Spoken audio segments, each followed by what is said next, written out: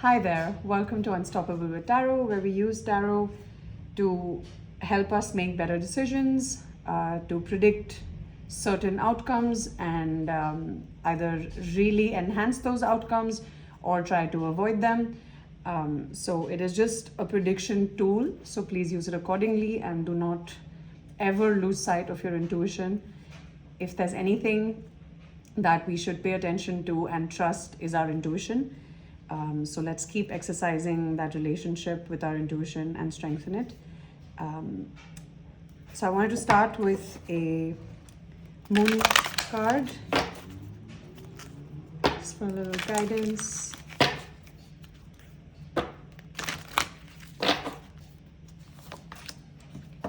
All right, so you and your loved ones are safe. That's a beautiful message. And under the deck we have, look at the bigger picture. Great message, and a great way to start off 2026. Let's see what tarot has for us.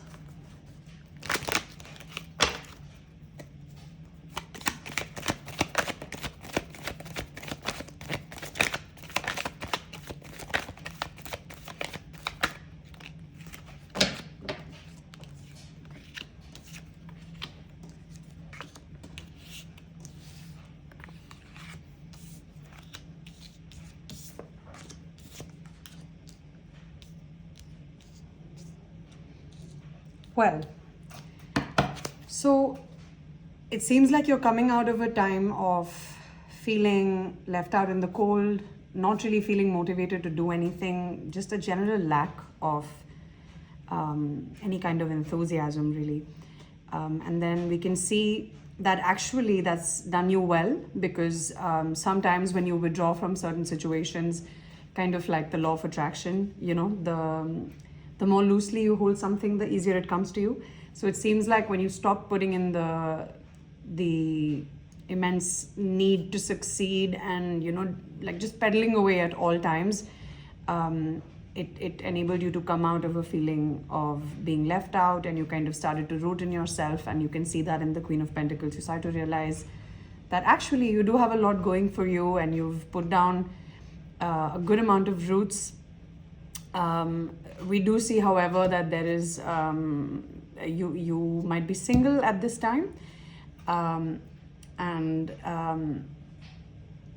you are in a state of kind of assessing everything, as we can see with the Hangman.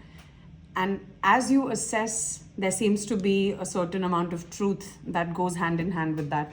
So you're using your time in Hangman to kind of sharpen your sword, if you will.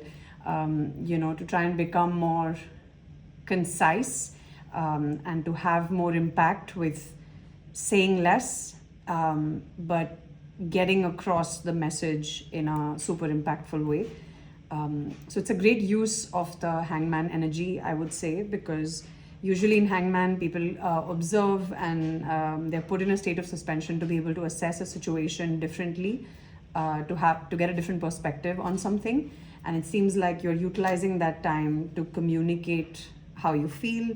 You're communicating through this phase. You're not kind of locking yourself away, which is great, because as they say, even if you have one person that you reveal your inner thoughts to, that's plenty. And that's why usually you see people go to therapy, because it's really important to have that one person that you can really communicate all of yourself to. So if you cannot afford therapy, try and find like an unbiased but kind stranger through. There's so many ways to make friends now. You know, you can find communities on YouTube. You can hit up like the comment section of any of your favorite tarot channels. You can see people are just so incredibly wonderful, and they share their experiences. So just find a platform to be able to really speak your mind, because oftentimes when we don't say things out loud, our body and our mind and our soul cannot process those things, because there is still that little bit of disconnect, and it prevents the integration of that into our psyche. So of course, always be respectful and kind, but do speak up for yourself, and do process your emotions verbally, and confide in someone. It is highly important. And as you can see, this is helping you manifest everything that you wanted. The world is right in the palm of your hands, and the Two of Wands is very representative of good things coming your way. And in conjunction with the Magician, I mean, that's such a beautiful combination. It just means whatever you set your mind to, whatever you have already set your mind to, kind of put an effort into and withdrawn and just gone through that whole cycle, all of that is now, it's tangible, it's palpable. You know, you're bringing it from the ethers into the 3D and holding it in the palm of your hand. So it's all coming to you. So yeah, just it's a time to really enjoy and root into all of your wishes, because they're bearing fruit, and it's just going to be a constant momentum of manifestations and everything that you've been waiting for. But it's highly tied to you speaking your mind, communicating respectfully and kindly, but speaking your mind.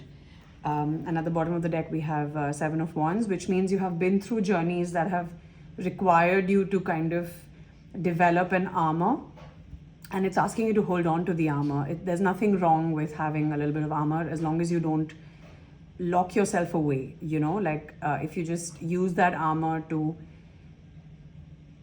take some time to process a response rather than an immediate reaction, and then you look at the situation from another perspective, or rather various perspectives, and then articulate your response in a way that the impact lands, nothing can stop you from manifesting, right?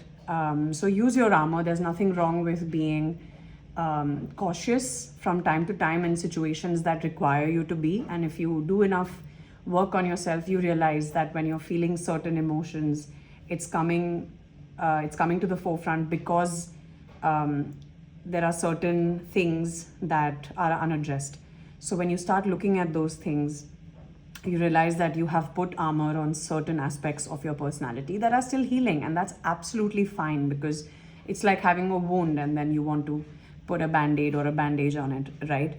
So it's just to make sure that it doesn't, that nothing doubles down on that wound. So there's nothing wrong with it.